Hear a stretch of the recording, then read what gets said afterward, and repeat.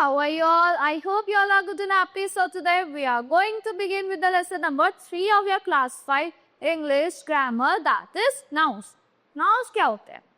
Now, noun is a name of a person, place, animal or thing, idea or emotion. So noun is also called a naming word. Noun को क्या कहते हैं हम? Naming words भी कहते हैं. Persons, person names भी होते हैं noun. Any places के, animals के और things के. Like person हो गए Jack, Rohan, Shivam, Isha, any name. Places Mumbai, Kerala, England, Punjab, any state, any cities, country name. Animals tiger, camel, ox, deer, any animal name.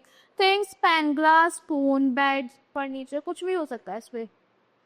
Now let's talk about the types of noun. There are 5 types of noun. First is formal noun, then second collective noun, then it is proper noun and abstract noun. So there are 4 types of nouns. Like first we are going to study about common and proper noun. There are 4 types of noun like common noun, collective noun, proper noun, abstract noun. So first we are going to study about common and proper noun. Common noun क्या होता है? Common nouns are the general names of people, place, animal और thing. जो general name दिया जाता है किसी person को, प्लेस को, एनिमल को या चीज को, ऑफ सेम काइंड, जो एक तरीके के होते हैं. Like student. स्टूडेंट तो बहुत तरीके के होते हैं ना. खाली एक ही तो स्टूडेंट नहीं होता, बहुत सारे होते हैं. जो एक स्टूडेंट, बहुत सारे जो पढ़ने वाले बच्चे होते हैं उनको नाम दे दिया जाता है स्टूडेंट. और लाइक मंकी, खाली एक ही मंकी तो अवेलेबल नहीं है पूरे वर्ल्ड में, बहुत सारे मंकी होते हैं, मंकीज होते हैं. सो गर्ल, खाली एक ही गर्ल नहीं है पूरे वर्ल्ड में, बहुत सारी गर्ल होती है. एक कॉमन टाइप की चीज को हम जो नेम दे देते हैं वो क्या होता है? हमारा कॉमन नाउन होता है. प्रॉपर नाउन क्या होता है? Proper noun are the names of particular people, place और थिंग. पर्टिकुलर पीपल, प्लेस और थिंग के लिए यूज होता है. They always begin with a capital letter. वो हमेशा कैपिटल लेटर से स्टार्ट होता है हमारा proper noun. Read the sentence given below. I am a boy. My name is Raj. Boy क्या हो गया आपका? नाम आपका. और boy और राज क्या है आपका? Boy is the common noun and Raj is the proper noun. So the both boy and Raj are nouns. When we say boy, it can be any boy. कोई भी boy हो सकता है. However, when we say Raj, we say about one particular boy. So boy is common noun and Raj is a proper noun. Note, a common noun begins with a capital letter only if the first word of a sentence. Common noun अगर आपका एक ही बार capital letter से begin होता है तब, जब अगर वो फर्स्ट लेटर होता है आपके सेंटेंस का फर्स्ट वर्ड होता है. So let us read some more examples of common noun and proper noun. I am a boy. I am a Rahul. So क्या हुआ आपका? कॉमन नाउन क्या हो गए? Days, months, rivers, fruits, animal, subject, boy. क्योंकि days month भी बहुत सारे होते हैं, रिवर्स भी बहुत सारी हैं, फ्रूट्स भी बहुत सारे होते हैं, एनिमल भी बहुत सारे होते हैं, सब्जेक्ट भी बॉय भी. प्रॉपर नाउन क्या होता है? मंडे और मार्च. आपने स्पेसिफिकली बताया ना क्या चीज, कौन सा डे और मंथ. यमुना, आपने स्पेसिफिकली रिवर का नेम लिया, ये प्रॉपर नाउन है. Apple specific fruit, tiger specific animal, specific subject is Hindi. Rahul, मतलब एक स्पेसिफिक चीज का जो नाम लेते हैं वो होता है आपका प्रॉपर नाउन. सो एब्स्ट्रैक्ट नाउन क्या होता है? Abstract noun, noun that name idea, qualities and feeling. जो नाउन क्या नेम करता है? आइडिया को, क्वालिटी को और फीलिंग्स को, उसको कहते हैं abstract noun. Read the sentences given low.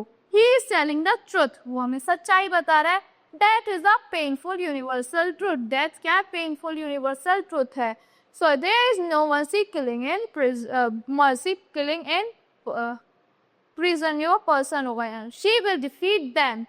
In the above sentence, words like truth, death, universal truth, mercy, defeat are abstract noun. ये क्या है? आपके सारे abstract noun है क्योंकि feelings बता रहे हैं.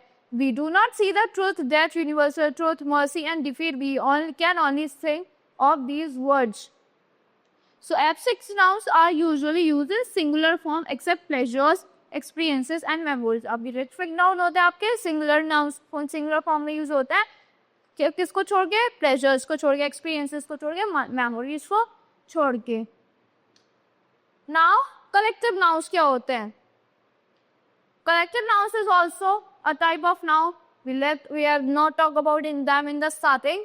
Collective nouns are the names of group of people, animal और thing. क्या होता है? नेम होता है किसी ग्रुप का, एनिमल का. ग्रुप होता है एनिमल के भी हो सकते हैं नेम, पीपल के भी हो सकते हैं. So read the sentences given below. A team of cricket players. क्या होती है? थीम होती है क्रिकेट प्लेयर्स की. थीम क्या हो गई? आपका कलेक्टिव हो गया ना, बहुत सारे लोग होते हैं टीम में, तो कलेक्टिव नाउन हो गया. Huge crowd can came to see the football. बहुत ह्यूज क्राउड आया था फुटबॉल मैच देखने के लिए. Which are presented near bouquet of flowers. Bouquet क्या हुआ है? इसमें बहुत सारे फ्लावर्स होता है, कलेक्टिव होता है ना. This is the collective noun. In the above sentence, team, crowd, bouquets are collective nouns. Let us read some more examples of collective nouns. A class of students. क्या होती है? क्लास होती है स्टूडेंट्स. बहुत सारे स्टूडेंट्स होते हैं, group होता है ना स्टूडेंट्स का. ये कलेक्टिव नाउन है. An army of soldiers. Army में आर्मी होती है, सोल्जर्स, इसमें बहुत सारे सोल्जर्स होते हैं. Flocks of sheep. बहुत सारी sheep होती हैं, वो होती है flock. A bunch of keys. A library of books. A galaxy of stars. A bale of cotton. A pride of lions. A crew of sailors. A board of directors. Board of directors मतलब जिसमें बहुत सारे directors होते हैं. It means board. So some other kinds of nouns are countable and uncountable. कुछ other kind के भी होते हैं, countable भी होते हैं, uncountable होते हैं. Countable के होते हैं जिनको आप count कर सकते हो. Nouns that can be counted. Examples: eggs, laptops, chairs, pens. जिनको आप easy count कर सकते हो. Uncountable are the nouns that cannot be counted. जिनको आप counts नहीं कर सकते. Like bread, rice, milk, water. इसको आप count नहीं कर सकते, liquid form में होता है. We can also write the uncountable nouns in some other manners. Like I bought 3 bottles of water. दूसरे वे भी लिख दिया. We will have 2 cups of coffee. Please help yourself to some cheese. So that's all for this lesson. I hope you all like the explanation of this lesson.